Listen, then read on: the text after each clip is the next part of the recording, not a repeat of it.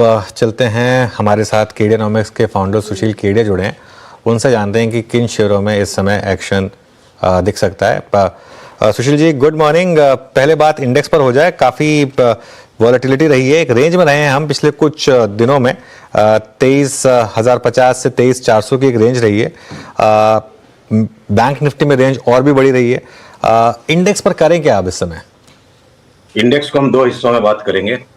एक, मेरे को लगता है बजट के पहले पहले तक निफ्टी की रेंज 23,700 से लेकर 22,700 तक हो सकती है। 22,700 की भविष्यवाणी नहीं है, उसकी मानसिक तैयारी है, झटका मार सकता है बाजार।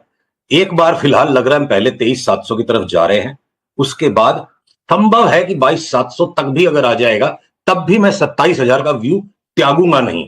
और बैंक निफ्टी में मुझे लगता है जो लो होना था वो हो चुका है। अब बैंक निफ्टी की तरह वापस एक नया लो बनाने की बिल्कुल गुंजाइश नहीं है। और बैंक निफ्टी में तगड़ी मजबूती देखते हुए इमीडिएट टाइम होराइजन में मुझे लगता है 50,500 चले जाएं। और उसके बाद अगर वापस निफ्टी कोई पुराने लो को टच भी करेगा तो शायद बैंक निफ्टी आज के लेवल के नीचे शायद ना जाए। तो ये सेटअप है शॉर्ट रन में। और मीडियम रन में मेरे को लगता है पोस्ट बजट ये निफ्टी 27,000 तक की चाल को उत्पन्न कर सकता है। 25,000 तो कहीं नहीं गया, हो सकता है 25 क्रॉस कर जाएगा, तब हम 27 की बात करेंगे। बट इंडिविजुअल स्टॉक्स में अनुज नोट बरसने की तैयारी है बाजार में। चलिए, इंडिविजुअल स्टॉक्स में नोट बरसने की तैयारी है। आपकी एक बड़ी कॉल रही है वोडाफोन आइडिया की। पिछले कुछ 2 महीनों में मूव अच्छे आए, लेकिन वो कल एक जो न्यूज आई उसके साथ क्या इस मूव का कल्मिनेशन हुआ? यहां पर अब कोई अपडेट हो जाए?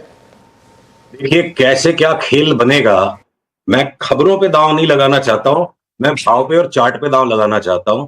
खबरों को तो कैसे भी क्या है ना ट्विस्ट किया जा सकता है। अगर ये चार्ट स्क्रीन पे आ रही है मेरे वोडाफोन आइडिया की, अगर पीसीआर दिखा पा रहे हैं तो देखिए मैं एक सिंपल सी ये बात कहूंगा।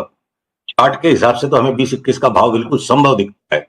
लॉजिकली इसको कैसे देखना चाहिए, अगर सबसे बड़ा डिस्ट्रेस डेट होल्डर इस कंपनी में रिकॉर्ड डेट डिस्ट्रेस में है और उसका लार्जेस्ट होल्डर कौन है? गवर्नमेंट। और गवर्नमेंट रिकॉर्ड डेट को, डिस्ट्रेस डेट को रिकॉर्ड इक्विटी में कन्वर्ट करता जा रहा है। और गवर्नमेंट को डेट को माफ करना है जो किसी भी तरीके से कर सकता है। सुप्रीम कोर्ट के बावजूद ऑर्डिनेंस नहीं बन सकता, स्वाभाविक है। नॉर्मल सर्कमस्टांसेस में ऐसा नहीं होता है। पर अगर एबनॉर्मल सिचुएशंस है और देश को एक क्रिटिकल सर्विस के अंदर ड्यूओपोली नहीं क्रिएट करने देना है गवर्नमेंट को, तो गवर्नमेंट कुछ भी कर सकती है। तो संभावनाओं को देखते हुए एक स्टॉप लॉस के साथ यहां पे तेजी का दांव लगाना चाहिए। होगा कि नहीं होगा उस पर मैं अनुमान लगाने की बजाय ये काम करूंगा, स्टॉप लॉस लग गया मैं त्याग दूंगा, जब तक वो नहीं लगता है 20-21 का बेट ऑन है। ओके, ये वोडाफोन पे आपके कमेंट्स थे। अच्छा सुशील जी, जो आप बात कर रहे हैं कि पोस्ट बजट 25,000 तक का एक इनिशियल स्विंग, निफ्टी के उस तेजी को कौन स्पॉन्सर करेगा? मतलब आपके प्रेफर्ड निफ्टी में लॉन्ग कैंडिडेट्स जहां पर आप, जिनके आधार पर आप 25,000 का भी बना रहे हैं? देखिए आगे पीछे सबका नंबर आएगा एक्सेप्ट आईटी। कुछ भी हो जाए, आप तमंचा भी मेरे सर पर रख दोगे, मैं 2025 में आईटी खरीदने में बहुत हिचकिचाऊंगा।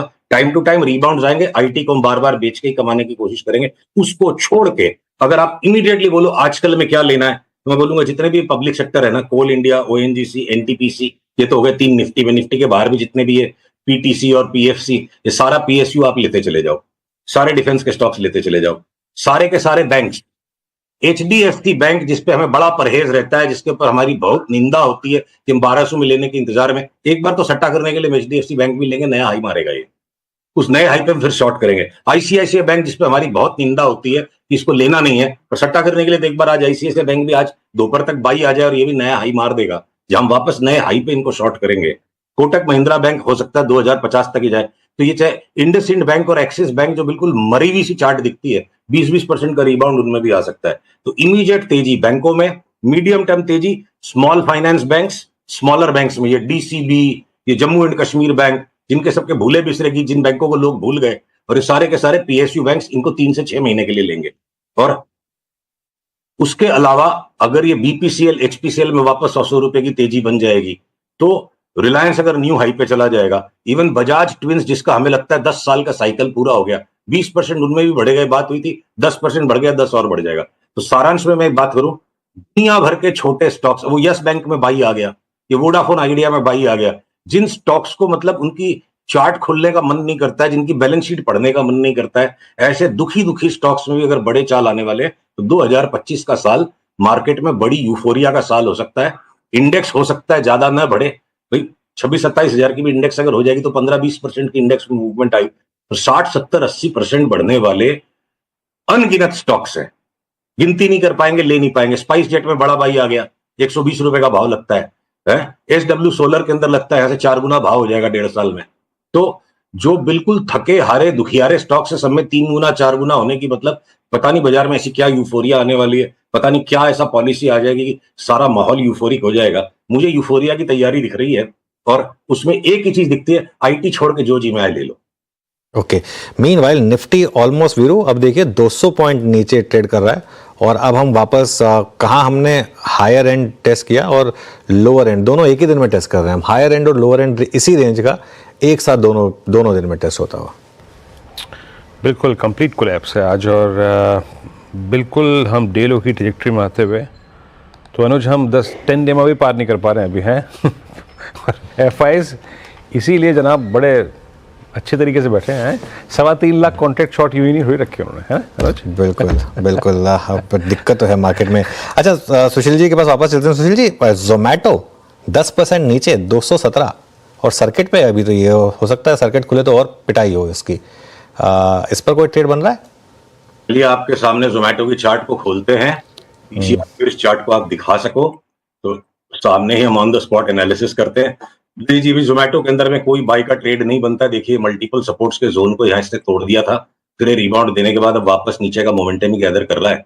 आप ये डाउनवर्ड स्लोपिंग लाइन को 230 का स्टॉप, कैश की चार्ट है, फ्यूचर्स भी खोल के देख लेंगे इक्विवेलेंट लेवल पे 230 के स्टॉप लॉस के साथ, जिसमें शॉर्ट पे ही बने रहिए। तो लगता है कि एक बार तो 180 160 तक आने की जगह है, फिर सोचेंगे क्या करना है। और डिक्सन टेक, इस पर कोई व्यू? किस पे? डिक्सन टेक, ये भी आज 12% नीचे है। फिर से नाम बताइए। डिक्सन? हाँ डिक्सन।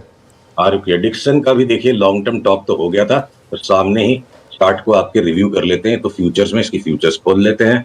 पीसीआर कृपया चार्ट को दिखाते रहे। नहीं, डिक्सन में क्लियर कट शॉर्ट है जी, और इसका मोमेंटम अब बढ़ेगा। यहाँ से देखो ये लॉन्ग टर्म टॉप यहाँ बना चुका है स्टॉक। अब ये ट्रेंड लाइन को जैसे ही तोड़ रहा है, आज का येलो तोड़ेगा, इसी को आप स्टॉप लॉस रख के बेचिए। हो सकता है 20-25% बहुत फटाफट निकल जाए। ओके, और एक आखिरी सवाल, MCX का भी अगर आप चार्ट चेक कर सकें तो यहाँ पर भी काफी गिरा है स्टॉक हाइस से।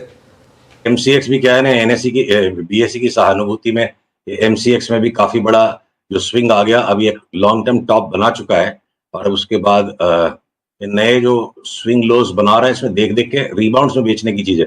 देखो आप सपोर्ट को जोड़ोगे, अभी ऑलरेडी सपोर्ट जोन पर है, तो कोई रिबाउंड आता है और रिबाउंड में बेचेंगे, या फिर आज के भी लो को तोड़ के कोई आज इस लेवल के भी नीचे बंद हो जाता है और सब्सटेंशियल मोमेंटम नीचे का कल बन जाता है, तो कल के फिर ओपनिंग में बेचिए। लॉन्ग टर्म टॉप एक बार होता है, लगता है हो गया है।